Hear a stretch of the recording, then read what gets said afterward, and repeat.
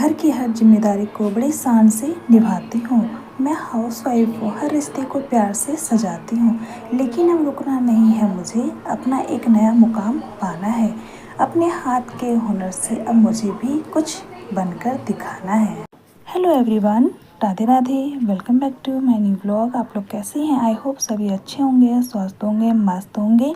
मैं भी अच्छी हूँ। और आज का ब्लॉग भी मैं दोपहर से स्टार्ट कर रही हूँ।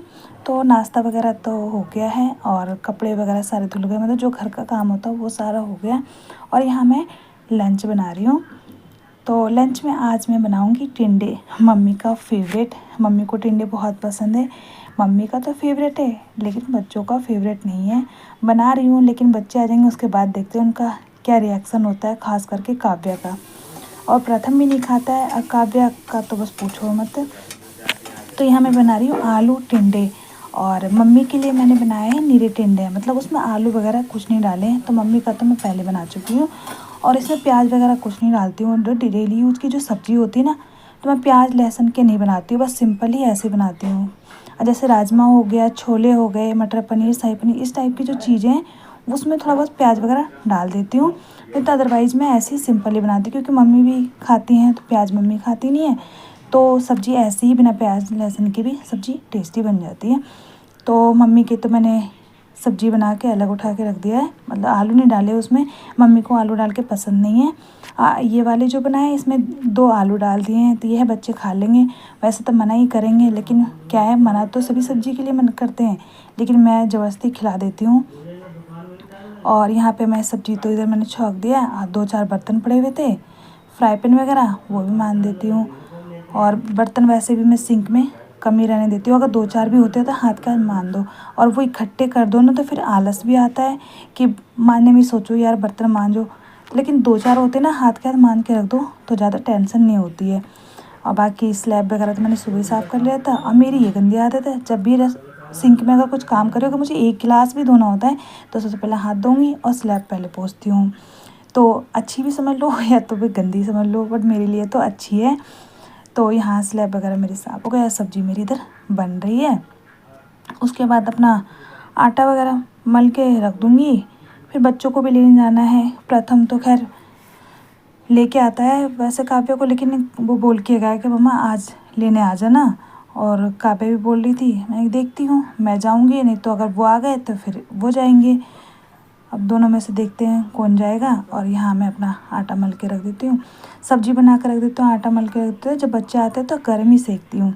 और यहाँ पे मैं आटा मल रही हूँ, इसमें थोड़ा सा ना मैं नमक डाल रही हूँ।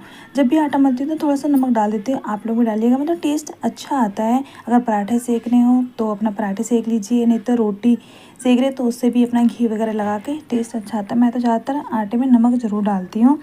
और इधर यहाँ आटा मल लिया। और कटोरी देखा होगा अपने, कढ़ाई में नहीं, छोटी सी कटोरी रखी है उसके ऊपर। इससे क्या है, उसमें पानी है, ज़्यादा नहीं, मतलब थोड़ा सा ही पानी है। इससे क्या है, हमारी सब्ज़ी नहीं नीचे की, मतलब जलती नहीं है, जैसे लग जाते हैं नीचे से, वो नहीं होगा बिल्कुल भी, मॉइस्चर रहेगा इसमें। और ये ट्रिक मुझे मम्मी ने बताया था, सासू माँ ने, वो ऐसा करती हैं। तो मैं भी थोड़ा सा पानी मतलब रख देती हूँ, अगर सूखी सब्ज़ी अगर आप बना रहे हो तो। अगर रेशे वाली बना रहे हो तो इसकी ज़रूरत नहीं है, लेकिन मैं जब भी सूखी सब्ज़ी बनाती हूँ ना तो थोड़ा सा उसमें पानी रख देती हूँ। और अपना ये देखिए फिर मैंने रख दिया है। तो सब्ज़ी मतलब अच्छी बनती है, मतलब बिल्कुल खिली खिली सब्ज़ी बनती है। और ये है हमारी मम्मी की टिंडे। तो ये तो इधर मैंने साइड में रख दिया, ये भी गर्म है, अभी थोड़ी देर पहले ही मम्मी के लिए बनाया था मैंने। और रसोई देखिए मेरी क्लीन हो गई है। ऐसी रसोई पसंद है लोगों को, क्लीन रहे, लेकिन नहीं ऐसी रहती नहीं है ना। अभी थोड़ी देर में आऊँगी कुछ काम करने की तो पूरी रसोई फैल जाएगी। और अब यहाँ पे मैं मशीन लगा रही हूँ, थोड़े ना 1-2 कपड़े रह गए वो सिलने हैं। और एक मैंने सूट कटिंग करी थी तो आधा तो सिल गया और मतलब आधा रह गया, तो वो आज सोच रही हूँ कंप्लीट कर दूँ। अब पूरा दिन तो ऐसे निकल जाता है, पता ही नहीं चलता है।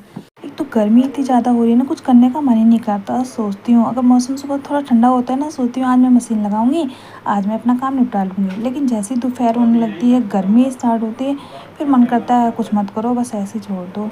तो यहाँ मैं मशीन निकाल के सबसे पहले ना मैं पोंछ लेती हूँ। धूल मिट्टी बहुत ज़्यादा हो रही है, एक तो बराबर में प्लॉट में काम चल रहा है ना, तो एडिट भी करती हूँ ना, बहुत आवाज़ आती है, मतलब खट खट की आवाज़, कभी किसी चीज़ की आवाज़ आती है, लेकिन फिर भी एडिट तो करना ही पड़ेगा। और मैं कहाँ जाऊँगी यहाँ से।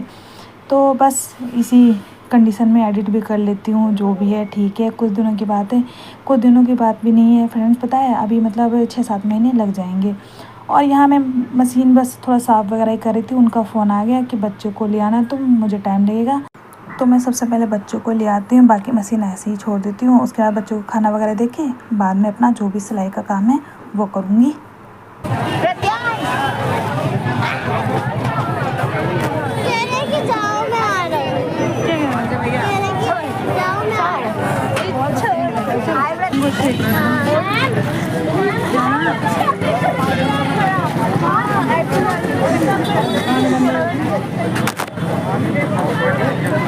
आगे जाएगा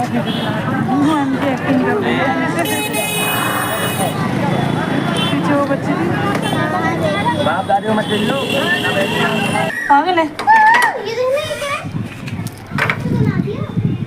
कैसे बनाते हैं? हाय भैया,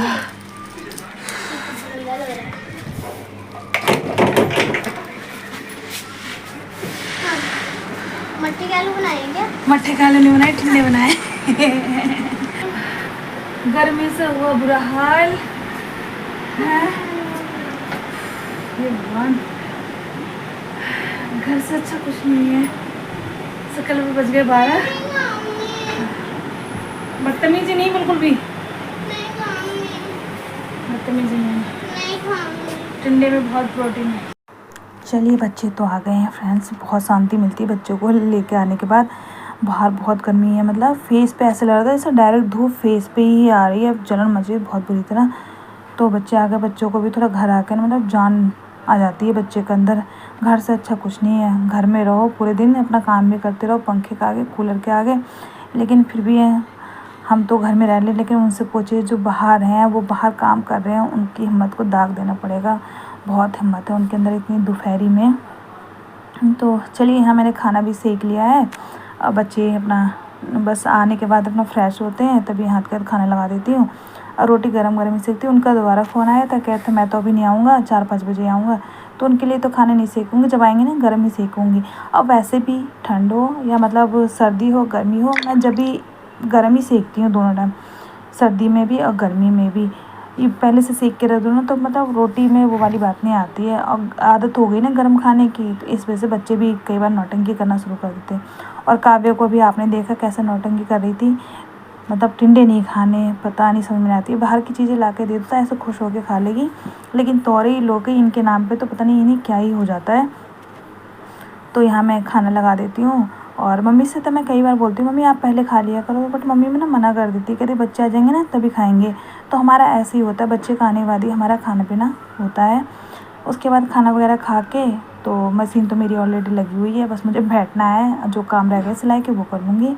तो ये ना कड़ी रखी थी थोड़ी सी, अब ऐसे भी ना मतलब एक दो दिन की नहीं, सॉरी, बासी कड़ी जो होती है ना वो खाने में मतलब ज़्यादा टेस्टी लगती है। तो ये थोड़ी सी कड़ी रखी थी, ये तो मेरी प्लेट है और मम्मी के लिए भी, मम्मी तो मना कर रही हैं, तो ये मम्मी के लिए प्लेट है। मेरे टिंडे और रायता, बूंदी का रायता बनाया है, ये मम्मी को दे के आती हूँ। और काव्या को भी वही दे के आई, मैंने कि कड़ी खा ले, तो कह रही कड़ी खा लूँगी और थोड़ी सी सब्ज़ी खाऊँगी बस। तो डांट के तो खिला दिया है, अब हम ही थोड़ा नहीं डांटेंगे तो फिर बच्चे तो बिल्कुल ही मना कर देंगे कि खाना ही नहीं है। तो यहाँ मैं आ गई हूँ बिना टाइम वेस्ट करे, खाना खाते साथ अभी रसोई में थोड़े बहुत ना बर्तन पड़े हैं, मैं सोच रही हूँ उसको बाद में करूँगी, अगर उन कामों में लग जाओ ना फिर नहीं होगा। तो यहाँ पे मम्मी ने एक मैक्सी दी है कि तुम ना फिटिंग कर दो, तो वो करूँगी। और एक मैक्सी मेरी भी है, वो करूँगी। अब बाकी सूट का वो भी मुझे करना है। तो यहाँ मैं बैठ गई हूँ। और फ्रेंड्स, सबसे पहले मैं आपको बताती हूँ, आपने मेरा थंबनेल देखा होगा, तो आज मैं उसी टॉपिक पर बात करूँगी। आप लोग प्लीज़ ब्लॉग में बने रहिएगा, वीडियो को स्किप मत कीजिएगा, वीडियो को पूरा वॉच कीजिएगा। तो फ्रेंड्स, आपने सुना होगा, लोग अक्सर कहते हैं कि हाउसवाइफ दिन भर घर में करती क्या है, लेकिन मैं कहती हूँ कि एक हाउसवाइफ अगर ठान ले तो वो घर की 4 दीवारी के अंदर से अपना पूरा एम्पायर खड़ा कर सकती है। घर चलाना एक कला है, लेकिन घर के साथ साथ खुद की पहचान बनाना असली स्मार्टनेस है। आज मैं आपको बताऊंगी कि कैसे आप घर के खर्चे में बजट करके सिर्फ 5,000 रुपये की इन्वेस्ट से हर महीने 20,000 रुपये तक कमा सकती हैं। सबसे पहले तो स्मार्ट बनिए। सबसे पहले थोड़ा थोड़ा पैसा बचा के आप एक फ़ंड इकट्ठा कीजिए। जैसे आपको लगे, आप देखिए मशीन आपकी कितने की आ रही है। कम की भी आती है, 3 की भी आती है, 4 की भी आती है, 5 की भी आती है।